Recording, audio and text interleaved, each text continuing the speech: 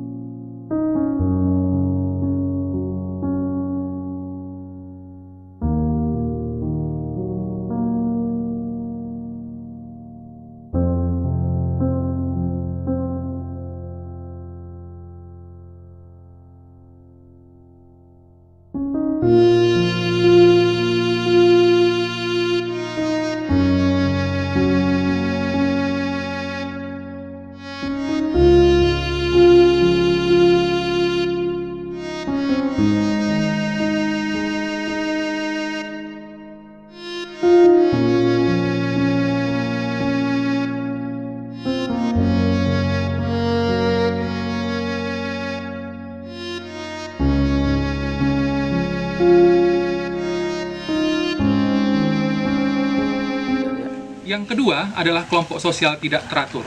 Contoh kelompok sosial tidak teratur yang paling sering kita jumpai adalah kerumunan atau crowd. Kerumunan bisa kita bedakan berdasarkan beberapa kriteria. Yang pertama adalah kerumunan yang berartikulasi atau diterima oleh struktur sosial. Contohnya, formal audience dan planned expressive group. Formal audience adalah bentuk kerumunan yang punya perhatian dan tujuan yang sama, tapi sifatnya pasif. Contohnya penonton bioskop atau para pendengar khotbah keagamaan. Yang kedua, planned expressive group.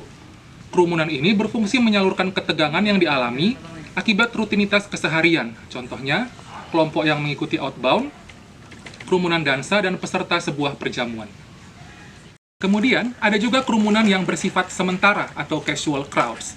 Kerumunan yang bersifat sementara terdiri atas inconvenient aggregation, panic crowd, dan spectator crowd. Apa itu inconvenient aggregation? Inconvenient aggregation adalah kumpulan yang kurang menyenangkan, kurang membuat nyaman. Kenapa?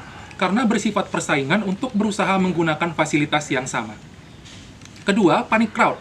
Panic crowd adalah kerumunan orang yang panik, hendak melarikan diri dari sesuatu. Contohnya, kerumunan orang yang berusaha melarikan diri dari kebakaran. Yang terakhir, spectator crowd. Hampir sama dengan formal audience, hanya saja yang ditonton tidak sesuatu yang rutin. Tidak sesuatu yang ada jadwalnya. Misalnya orang yang mengerumuni korban pembunuhan atau korban kecelakaan. Dikutip dari tribunpadang.com, kejadian tersebut diketahui terjadi Selasa 7 April 2020 siang. Saat dievakuasi dengan mobil ambulans, petugas yang bekerja juga terlihat menggunakan alat pelindung diri atau APD lengkap. Saat proses evakuasi ada pula petugas dari Polsek setempat dan BPBD Kota Padang.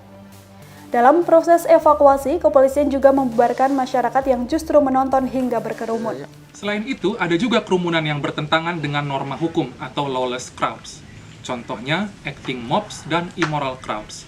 Apa itu acting mobs? Acting mobs adalah kerumunan yang bertindak secara emosional, berusaha mencapai tujuan-tujuannya menggunakan kekerasan. Contohnya, aksi unjuk rasa yang disertai tindak anarki. Kemudian immoral crowd. Immoral crowd adalah kerumunan-kerumunan yang bersifat immoral. Contohnya kerumunan orang yang menyalahgunakan narkoba, melakukan pesta minuman keras.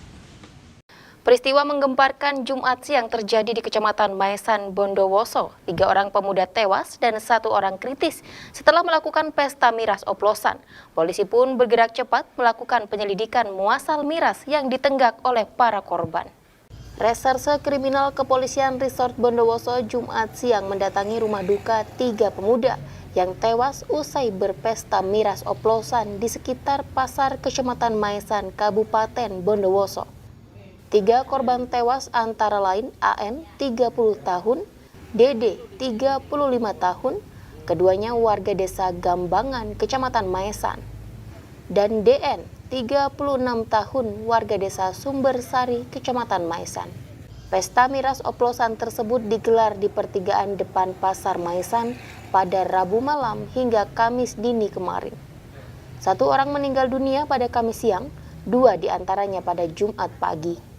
Sedangkan 1 korban berinisial JR, 36 tahun, warga dusun Pasar Sumbersari, masih dalam perawatan intensif di rumah sakit. Selain 4 korban pada pesta miras tersebut, ada beberapa orang yang ikut menenggak. Kasat Reskrim Polres Bondowoso, AKP Agung Aribowo, menegaskan sejauh ini polisi masih melakukan penyelidikan. Memeriksa beberapa saksi yang mengetahui kejadian tersebut, termasuk oknum warga yang ikut serta menenggak saat pesta oplosan digelar. Yang dilakukan yaitu pesta miras, kurang lebih pesertanya antara 6 sampai 8 orang. Dan telah terjadi hari Kamis ditemukan meninggal 1, yaitu atas nama si A, Desa Gambangan, Maesan, dan yang kedua hari Jumat langsung 2 orang, yaitu atas nama Dedi sama Dodi, itu warga Sumbersari Maesan. TKP untuk pelaksanaannya miras di Pasar Maesan Pertigaan. Polisi akan menelusuri secara mendalam asal-muasal miras oplosan yang ditenggak para korban, termasuk jenis dan unsur yang mereka minum secara beramai-ramai.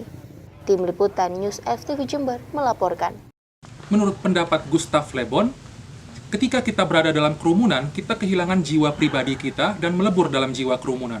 Karena itu tidak mengherankan ketika berada dalam kerumunan, kita bisa melakukan hal-hal yang tidak mungkin kita lakukan kalau kita sendirian. Contohnya, kerumunan orang yang memukuli seorang pencuri yang tertangkap basah. Kalau kita sendirian, tidak mungkin kita akan terlibat memukuli. Tapi ketika kita berada dalam kerumunan, jiwa individu kita lenyap, sehingga kita tanpa sadar ikut memukuli. Apa saja sifat kerumunan? Yang pertama, impulsif. Impulsif maksudnya cepat menanggapi rangsangan atau stimulus. Kelompok yang bersifat kerumunan itu cenderung impulsif, ingin bertindak cepat tanpa melalui proses berpikir yang rasional. Yang kedua, mudah tersinggung.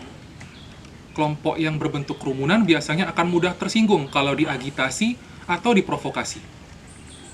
Yang ketiga, suggestible. Ketika kita ada dalam kerumunan, kita sangat mudah menerima saran atau masukan atau pengaruh dari rekan kerumunan kita. Yang keempat, tidak rasional. Dan yang terakhir, adanya penguatan aktivitas. Satu aktivitas akan dikuatkan oleh anggota kerumunan yang lainnya.